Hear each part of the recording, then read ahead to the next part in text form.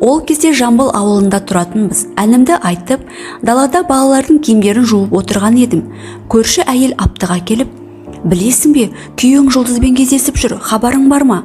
дегенде төбеме суық су құйып жібергендей болды. Не дерімді білмей, отырған орнымнан тұра алмай қалдым. Күйеуім ол кезде моншаға су тасып жүрген еді. Қарлығаш түрімді көріп қорқып кетті. Мені жетелеп үйге кіргізді де қарасын батырды. Бар ойым Мараттан мән-жайды білу. Ол үйге кірісімен балаларды ойнауға жібердім де жұбайымды сұрақтың астына алдым.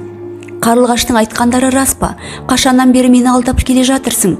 деген сұрақтарыма Марат саспастан «Мен Жұлдызды сүйемін, бірақ сені балалар үшін қимаймын» дегенде жүрегім қарс айырылды. Жаныма қатты батқаны, тым болмаса кешірімде сұрамағаны. Мұндай сөздерден кейін онымен бір шаңырақтың астында тұру мүмкін еместігін көрдім. Асығыс киімдерімді жинап, енем келгенше төркініме баратын көлік іздеп шығып кеттім. Бірақ 3 балам менімен бірге барудан бас тартты. Олар әжелерінің қасында қалуды жөн санап, сөздеріме құлақ аспады. Енем де мені қолдайтындардың қатарынан емес еді. Әркез қайын әпкемнен бірігіп, отырып алып мені жамандайтын.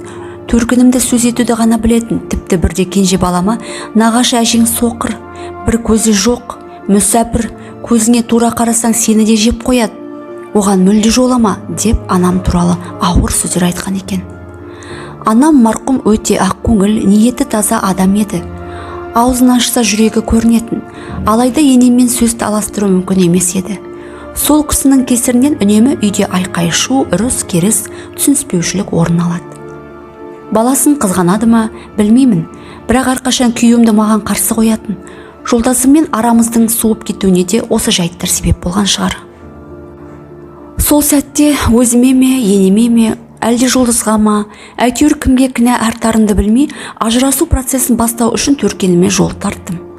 Ертесінде енем мен қайным, әпкем артымнан іздеп келді.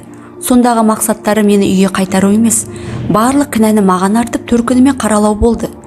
Әкем ененің сөздеріне шыдамай, екеуін де үйден қуып шықты. Айтуға, ақталуға сөз таппай, көзімнен жас парлаған күйі отырдым.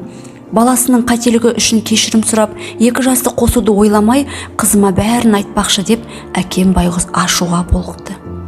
Өз басым балаларыма жақын жан болдым деп айта алмаймын. Маған қарағанда жұбайым балажан еді. Сондықтан болар, 3 балам да мені іздемеді. 1 айдан соң балаларым мен құжаттарымды алып кету үшін үйге бардым. Бірақ балалар мені көргенде қуанбақ тұрмақ жатырқап, жатсынды, барғысы келмеді. Осылайша ажырасу үшін үйден құжаттарымды құшақтаған күйі жалғыз кеттім. Содан бері 10 жыл өтті. Кеше балаларымды аудан орталығынан көрдім. Сол сәттегі жағдайымды сөзбен айтып жеткізу мүмкін емес. Үшеуі де әп-әдемі қыз бен жігіт болып өсіп қалыпты. Қарасаң көз сүйсінеді. Естуімше күйеуім 2-ші рет отау құрмаған. Біз әлі күнге дейін некемізді заңды түрде бұзған жоқпыз. Ажырасу процесі басталмаған күйі қала берді. Шаңырағымызды ортасына түсірген көңілдесі қазір басқа еркекке тұрмысқа шығыпты.